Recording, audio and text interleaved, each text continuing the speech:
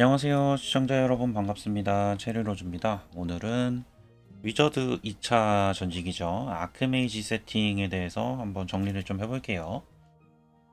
이 아크메이지 같은 경우에는 이전에 1차 전직일 때 메이지하고 스킬 컨셉이 좀 많이 다릅니다.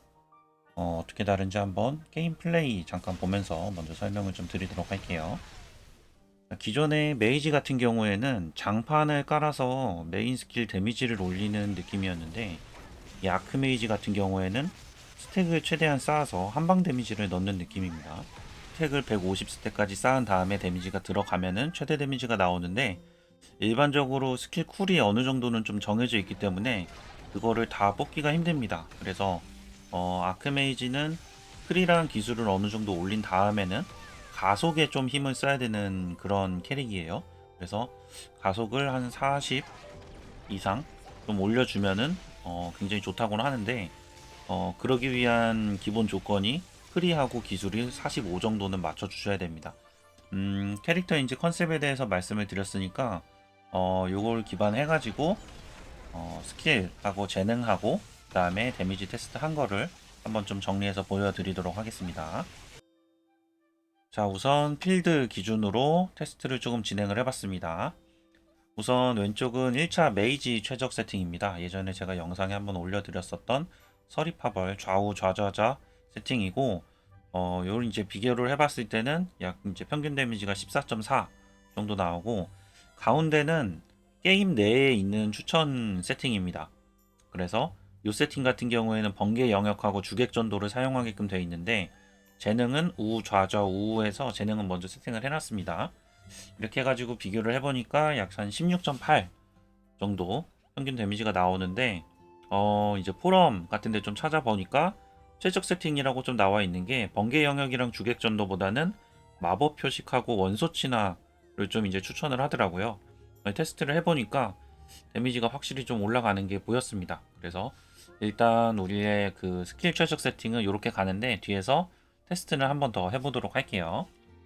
자, 그래가지고 스킬 세팅은 이렇게 됩니다. 여기서 이제 2차 전직 하신 분들은 120레벨을 찍으실 수가 있을 텐데 아직 다 찍기는 힘드실 거예요. 그래서 120레벨 우선순위 같은 경우에는 우선 천둥의 서곡, 그 다음에 패시브를 먼저 찍으라는 사람들도 있는데 상승폭이 커서 그렇기는 한데 120레벨의 옵션 스킬이 전술 스킬이 훨씬 좋거든요. 그래서 저는 전술 스킬의 마법 표식하고 아케인 노바를 먼저 좀 추천을 드리고 사실 패시브 스킬은 큰 차이는 안 나는 것 같아요. 그냥 5개 골고루 올리지 말고 120레벨을 좀 먼저 올리시면 좋을 것 같기도 해요.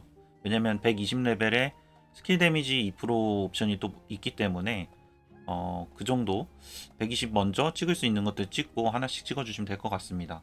그 다음 이제 오른쪽에 보시면 이 아크메이지의 메인 밥벌이죠. 천둥의 서곡 스킬하고 결정적 한마디 재능인데 이 결정적 한마디 같은 경우에는 천둥의 서곡으로 입히는 요 데미지가 최대 150스택까지 쌓여가지고 요걸로 천둥의 서곡을 이제 발동을 할 때 한 방에 데미지가 들어가는 시스템입니다. 근데 대신 요걸 사용하게 되면 결정적 한마디를 쓰게 되면 다른 번개 데미지가 감소를 하기는 하는데 그래도 테스트를 해보니까 요 결정적 한마디를 쓰는 게 훨씬 전체 딜이 잘 나오는 것 같더라고요. 그래서 스킬 세팅은 이렇게 해주시면 되고 그 다음에 좀 테스트를 진행을 해본 게 수동 스타트라고 이제 말을 해봤는데 그냥 자동으로 필드 돌린 거랑 순서를 조금 넣어가지고서 한번 돌려봤는데 이 아케인 너바 먼저 돌리고 3초 기다렸다가 패스킬하고 마법 표식 돌리고 2초 기다렸다가 천둥의 서곡 돌리고 자동 눌렀습니다.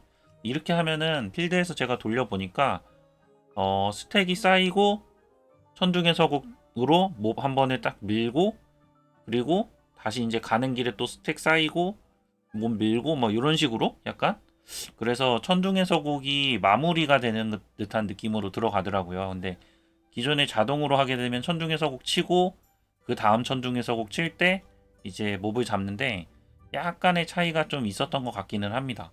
어쨌든 데미지로 보면은 한 10% 정도 올라가는 것 같은데 사실 필드에서는 이거를 조금 실행하기가 힘든 게 왜냐면은 전술 스킬 레벨이 비슷하면은 쿨타임이 거의 똑같이 들어가기 때문에 필드에서 이거를 계속 돌리긴 힘들고, 그래도 딜이 한 10% 정도 올라가니까 여러분들이 비경이나 이런 용을 잡으러 간다거나 이럴 때 처음에 시작할 때 수동으로 한번 눌러주시면 그래도 한 10% 정도는 딜이 더 잘 나오지 않을까 생각이 됩니다. 그 다음 데미지 테스트를 좀 테스트를 해봤고, 비경 10 번개 비경에서 조금 진행을 했습니다. 우선 테스트는 아크메이지 전투력 위에다가 스펙을 좀 적어놨고요. 그 다음에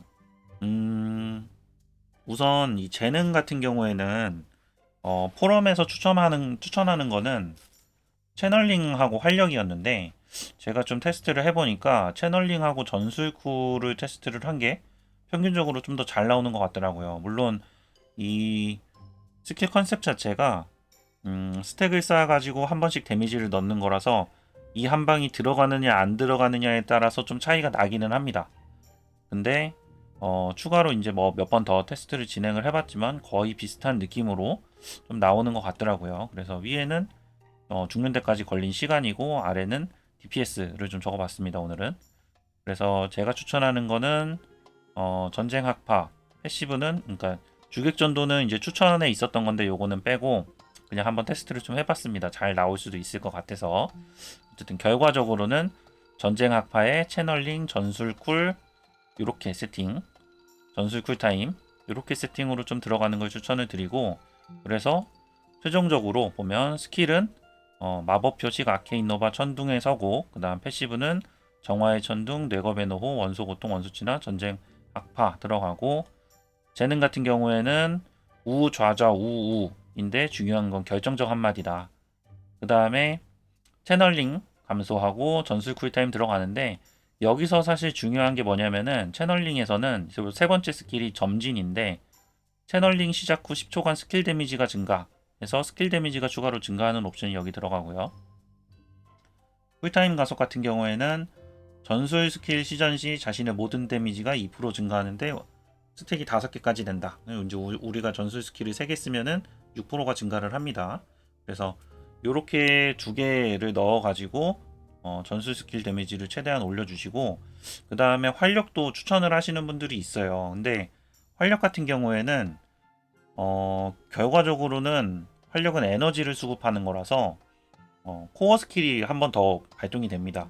그래가지고 스택이 조금 더 쌓이는 느낌은 있는데, 테스트를 해보니까 요 바로 위에 거랑 이렇게 비교를 해보면 되는데, 테스트를 해보니까 활력이 쌓이게 되면은 종종 데미지가 높게 들어가는 경우는 있는데 저점이 좀 너무 낮게 나오더라고요. 그래가지고 기본적으로는 차라리 전술 쿨타임 해서 전술 스킬의 쿨타임 감소를 해주는 게 평균적으로는 훨씬 높은 데미지가 나오는 걸 확인할 수 있었습니다. 그래서 오늘 영상은 짧게 여기까지만 하도록 할게요. 궁금하신 내용 있으면은 영상에 댓글 달아주시기 바랍니다. 시청해주신 분들 다들 감사합니다. 체리로즈였습니다.